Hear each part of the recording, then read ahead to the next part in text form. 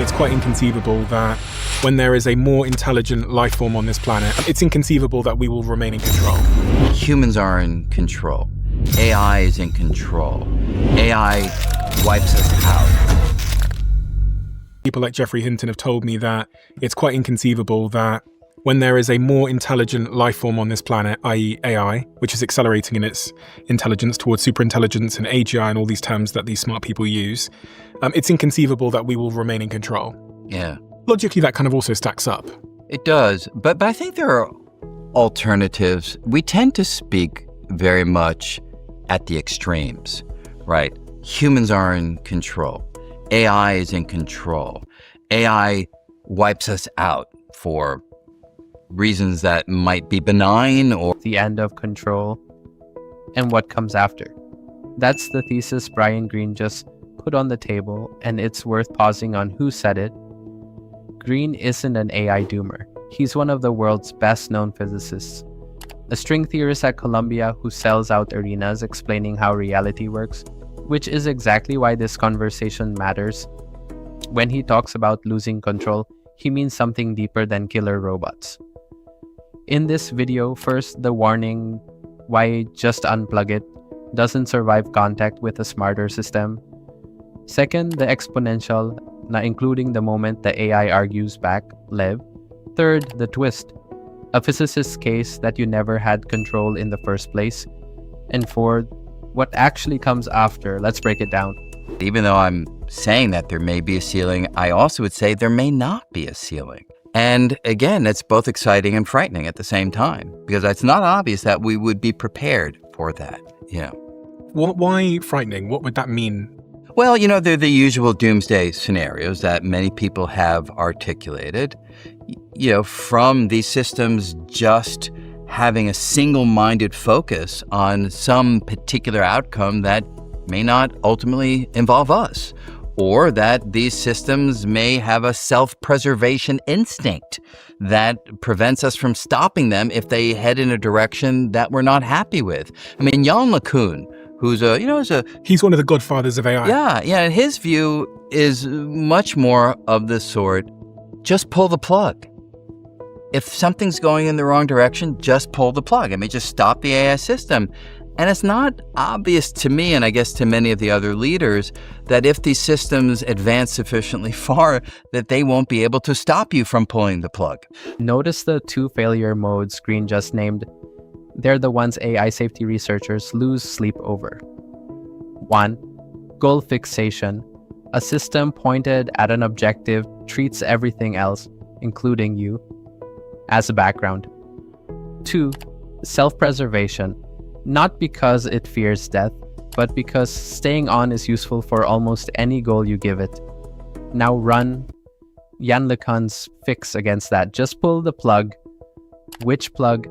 A frontier model isn't a toaster. It's weights, copied across data centers, running behind APIs, woven into 1,000 downstream systems.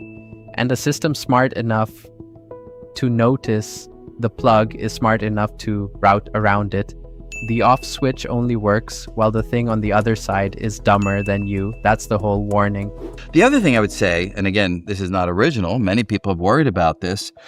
You rattled off the names of the leaders of the current companies that are leading the charge in AI. There only are a handful of companies and a handful of people.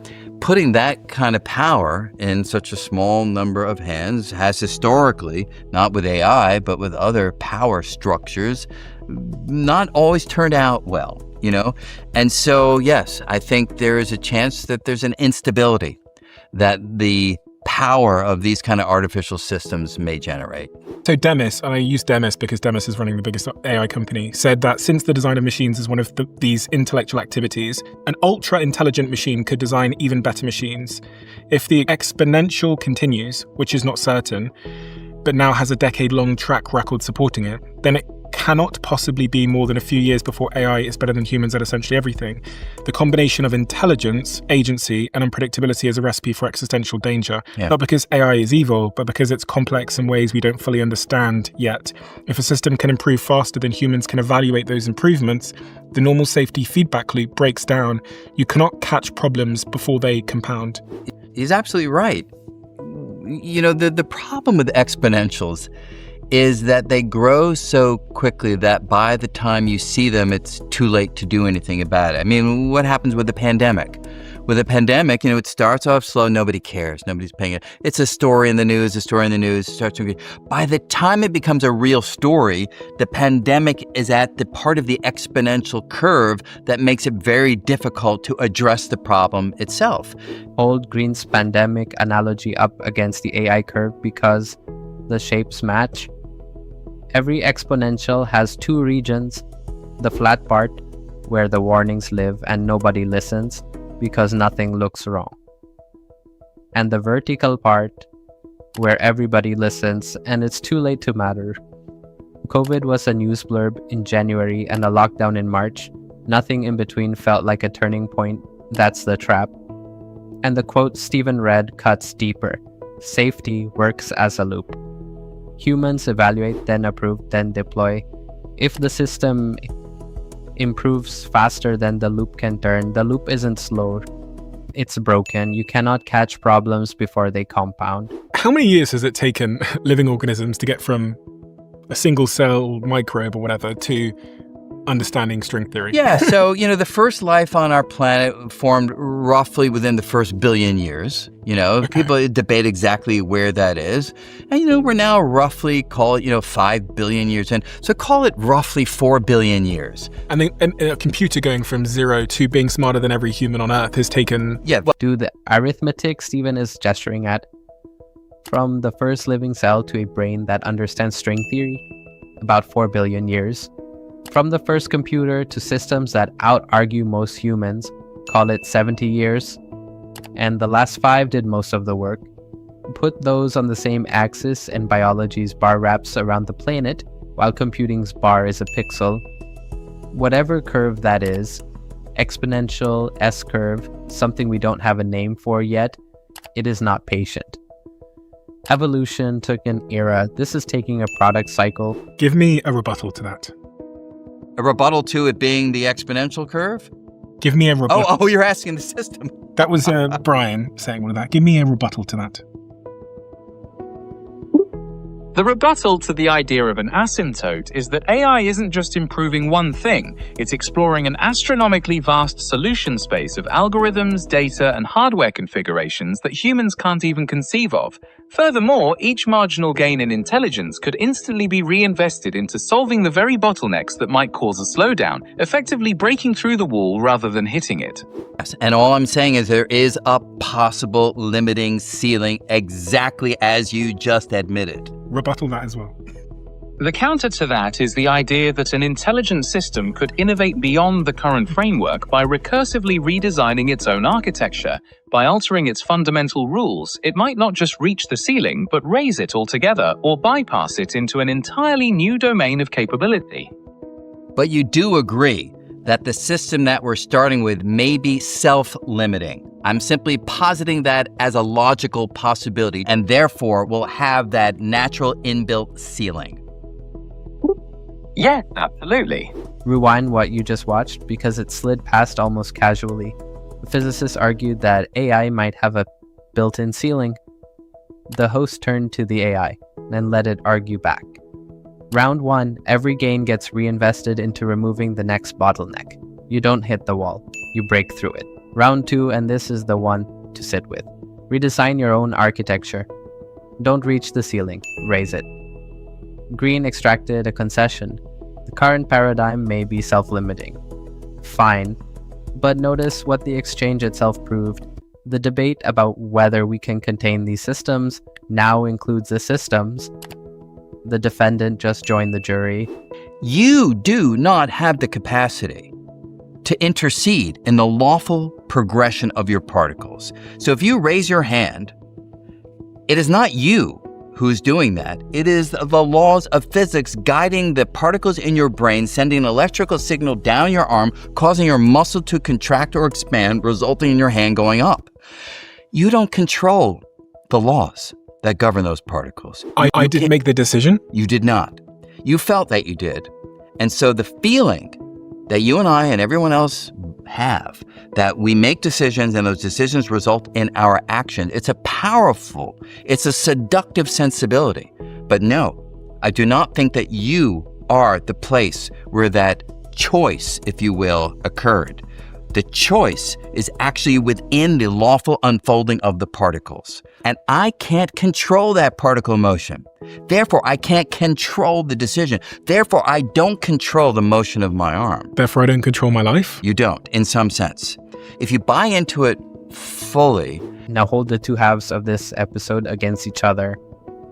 Half one, we're terrified AI will take control. Half two, the same physicist tells you, calmly, no drama, that when you raise your hand, you didn't do it. Particles obeying laws you didn't write in a chain that never once consults a you. If green is right, control was never ours to lose. What we actually had was something humbler, influence.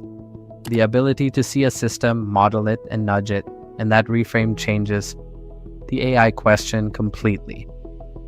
AI isn't stealing a steering wheel. There never was one. What it threatens is the influence, because for the first time, something else models us better than we model it. The end of control isn't coming. It happened 13.8 billion years ago. What's ending now is the illusion.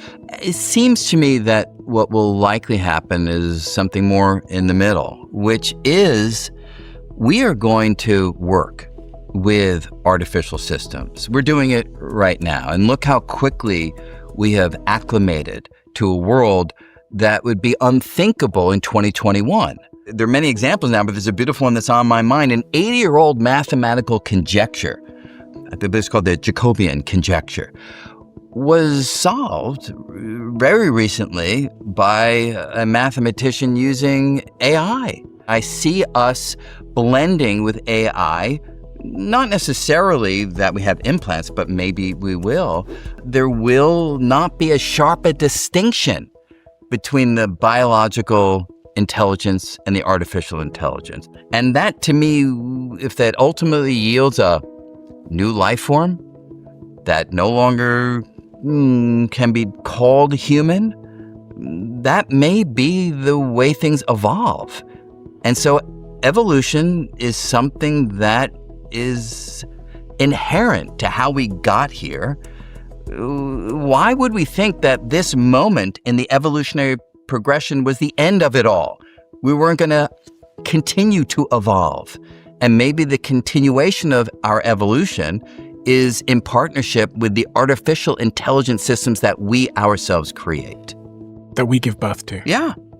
It's us, right? It's our creation. You know, it's not an alien. We haven't been taken over. And so, yeah, I think that is a real possible way that this story plays out. So, what fills the space the illusion leaves behind? Green's bet is the option nobody puts in a headline. Not humans in control, not AI in control. The line between them dissolving, and he's not hand-waving. The Jacobian conjecture sat open for 87 years. In 2026, a mathematician working with an AI system settled it together, not the machine alone, not the human alone, the blend. Green's claim is that evolution didn't retire when we showed up, and its next move may be a life form we can't call human anymore, not an invasion, an inheritance. It's us, or what we become. So we're uncomfortable with change because we're unused to living through that kind of change at the kind of speed that we are and will continue to encounter. But I think we just have to get with it. Now, look, I don't want AI system to wipe us out, don't get me wrong, but I think if we recognize that change is happening, we can embrace it in a way that will have an outcome that will be acceptable, that will in fact be wonderful in the things that it will allow us to do. I have a friend, Michael Douglas, who's a brilliant physicist. And he said to me, we physicists, we should choose the final problems that we work on, because within a few years, we'll be out of business because the AI systems will just be doing it all. And that's both exciting and terrifying, because as a physicist, your lifeblood is looking out at the world and finding puzzles and trying to find the explanations for them. And if you can just put it into an AI system and it generates the answer, there can be a certain existential angst about what your role is at that point. But it's also exciting, because maybe we will get answers to questions that we thought we would never get in our lifetime. I've spoken to some of today's AI researchers who think that ChatGPT is conscious, who think that Claude is conscious. Now, I talk to them and I'm respectful. That's the kind of person I am. But in the back of my mind, I'm like, are you kidding me? You really think that ChatGPT has feelings? That it thinks about its own existence and has anxieties? I think it can simulate that. But regardless, I don't think today's technology is there. Is it possible that tomorrow's technology, broadly defined, a year, 5 years, 100 years, really will yield self-aware, sentient, artificial systems? Yeah, I do think it's possible. So do you think AI can become conscious, is the question? Yeah. High confidence or low confidence? Yeah, I'm pretty high confident on that. Again, as I'm saying before, I just see consciousness as a physical process. And it's a matter of, in one way or another, achieving that physical process in an artificial system. And I don't see a fundamental barrier to doing that. I was thinking about how laws would have to potentially change if we considered robots to be conscious and they lived in our homes. Would they then get rights? I think that's something we should think about now, actually. Really? It's a very tricky idea. I mean, it's one thing, to pull the plug on a light bulb. It's another thing to pull the plug on a sentient system. Run the intro's 3 sentences back one last time. Humans are in control. That one, Green says, was always a story. AI is in control. That's the fear, and it's worth every safeguard we can build. But the future he actually bets on is the third option. Partnership all the way to a merger. And if he's right that consciousness is just physics, that the machines eventually get minds, then the closing question flips the whole debate. We started by asking whether we can pull the plug. We end by asking whether we'd have the right to. That's the end of control and what comes after. If this made you think, subscribe. The next deep dive is already in the works.